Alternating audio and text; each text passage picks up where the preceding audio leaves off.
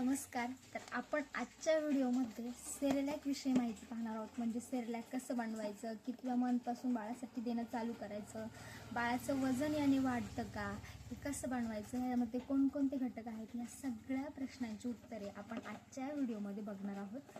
तर व्हिडिओ शेवटपर्यंत पाहत राहा आणि आपल्या चॅनलवर जर तुम्ही नवीन असाल तर नक्कीच फार्मा रॉक विथ मृणाल या चॅनलला सबस्क्राईब करा. चला तर मग व्हिडिओला सुरुवात करूया. सेरेलॅक हे इन्स्टंट सिरियल आहे जे बाळासाठी पौष्टिक आणि पचण्यासाठी सोपे असते. आता सेरेलॅक हे बाळामधील 37% आयर्नची जी नीड असते ती पूर्ण करण्यासाठी मदत करते. सेरेलॅकमध्ये कोणकोणते घटक असतात तर सेरेलॅकमध्ये proteins, carbohydrates, minerals, vitamin, potassium, zinc यासारखे घटक असतात. आता सेरेलॅक कितव्या मंथपासून बाळाला देणं चालू करायचं. बरेचसे पालक सेरेलॅक हे बाळ जेव्हा 4 महिन्याचं असतं, 5 महिन्याचं असतं तेव्हापासूनच द्यायला चालू करायचं. पण आपलं बाळ हे 6 महिन्याचं होतपर्यंत सेरेलॅक देणं चालू करायचं नाही. आता सेरेलॅक निवडायचं कसं, म्हणजे सेरेलॅकमध्ये बरेचसे फ्लेवर असतात. व्हीट ॲपल चेरी असतं, व्हीट असतं, राईस विथ मिल्क असतं, मिक्स दाल असतं, ड्राय फ्रूट्सचं असतं. मग आपण बाळाला कोणतं द्यायचं पहिलं, किंवा बाळाला कोणतं आवडेल. तर पहिलं ॲज अ टेस्ट लर्नर म्हणून मग तुम्ही बाळाला राईस विथ मिल्क हे जे सेरेलॅक आहेत ते तुम्ही देऊ शकता. एकदा की बाळाला राईस पचायला सोपं जाऊ लागलं की त्याला व्हीटचं सुद्धा तुम्ही इंट्रोड्यूस करू शकता. आता सेरेलॅक बनवायचं कसं हा सगळ्यात महत्त्वाचा प्रश्न असतो. तर सेरेलॅक बनवताना पहिल्यांदा आपले जे हात आहेत ते स्वच्छ धुवून व्यवस्थित सुके करून घेणं गरजेचं आहे. त्याच्यानंतर सेरेलॅकमध्ये तुम्ही बनवताना जे भांडं वापरणार आहात ते सुद्धा स्वच्छ पाण्याने धुवून, अगदी तुम्ही गरम पाण्याने धुतलं तरीसुद्धा चालू शकेल. त्याच्यानंतर जेवढे पाणी आपलं गरम उकळून घ्यायचं, उकळून ते कोमट करून घ्यायचं. कोमट केल्यानंतर सेरेलॅकचे जेवढे स्कूप, सेरेलॅकचं आता हे माझ्याकडे 10 नंबरचं सेरेलॅक आहे. तर ह्या साईडला इथे टेबल दिलेला आहे. ह्या टेबलच्या मदतीने तुम्ही किती स्कूप वापरायचे दिलेले आहेत. तर इथे इथे एज, सेरेलॅक, वॉटर आणि सेरेलॅक किती वेळा द्यायचं दिवसातून ते दिलेलं आहे. आता समजा माझ्याकडे हे जे आहे ते 10 नंबरचं सेरेलॅक आहे, म्हणजे 10 महिन्यापासून पुढील बाळासाठी हे सेरेलॅक चालणार आहे. तर आता 10 महिन्याच्या बाळासाठी तुम्ही 4 स्कूप घेऊ शकता. ह्याचा स्कूप दिलेला असतो. 4 स्कूप 100 ml पाण्यात तुम्ही घेऊन बाळाला देऊ शकता. आता पाण्यामध्ये सेरेलॅक टाकल्यानंतर ते व्यवस्थित स्टर करून घ्यायचं, त्याच्या गुठळ्या होणार नाही याची काळजी घ्यायची. आणि सेरेलॅक बनवल्यानंतर ते अर्ध्या तासाच्या आत बाळाला खाऊ घालणं गरजेचं आहे.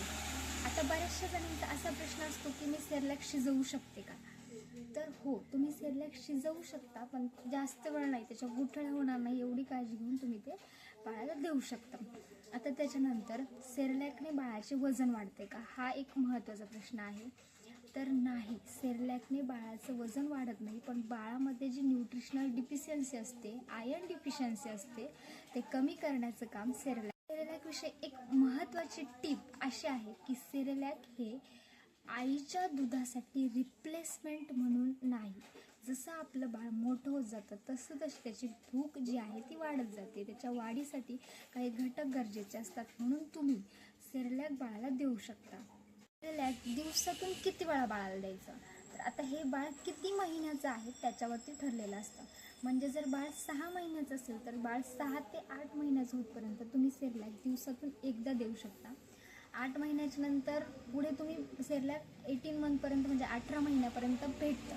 तर सेरेलॅक 18 मंथपर्यंत तुम्ही दिवसातून 2 वेळा बाळाला देऊ शकता. सेरेलॅक विकत घेताना कोणकोणती काळजी घ्यावी, कोणकोणत्या गोष्टी पाहाव्यात हे फार महत्त्वाचं आहे. सेरेलॅक विकत घेताना पहिली त्याची जी एक्सपायरी आहे ती चेक करून घेणं गरजेचं आहे.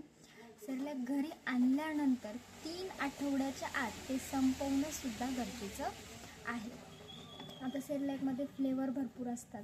कारण तुम्ही राईस मिल्कचं दिल्यानंतर बाळाला जे आवडेल ते तुम्ही तिथून परचेस करू शकता. सेरेलॅकविषयी काही महत्त्वाच्या टिप्स आहेत ते तुम्हाला सांगते. पहिली टिप्स अशी की बाळासाठी कोणतीही गोष्ट बनवताना व्यवस्थित काळजीपूर्वक हायजीन मेंटेन करून बनवणं गरजेचं आहे. आता सेरेलॅक बनवताना जेवढे स्कूप बॉक्सवरती मेन्शन केलेलं आहे तेवढे स्कूप तुम्ही घेणं गरजेचं आहे.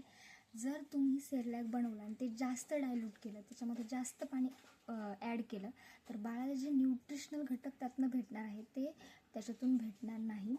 तिसरा महत्त्वाचे टिप्स म्हणजे जे स्कूप तुम्हाला वापरण्यासाठी दिलेला आहे तो सुद्धा स्वच्छ पाण्याने धुवून घेणं गरजेचं आहे. चौथी टिप, सेरेलॅक बाजारातून आणल्यानंतर किंवा मेडिकल स्टोअरमधनं आणल्यानंतर ते तुम्ही 3 आठवड्याच्या आत वापरणं गरजेचं आहे. आता सगळ्यात महत्त्वाची गोष्ट म्हणजे सेरेलॅक हे बाळाच्या आईच्या दुधासाठी ॲज अ रिप्लेसमेंट म्हणून नाही आहे. सेरेलॅक बाळाची फक्त भूक आणि न्यूट्रिशनल डिफिशियन्सी जे आहे ते कंप्लीट करण्यासाठी आहे. आजची सेरेलॅकविषयी माहिती. तुम्हाला जर व्हिडिओ आवडला असेल तर नक्कीच आपल्या चॅनलला सबस्क्राईब आणि लाईक करायला विसरू नका. धन्यवाद.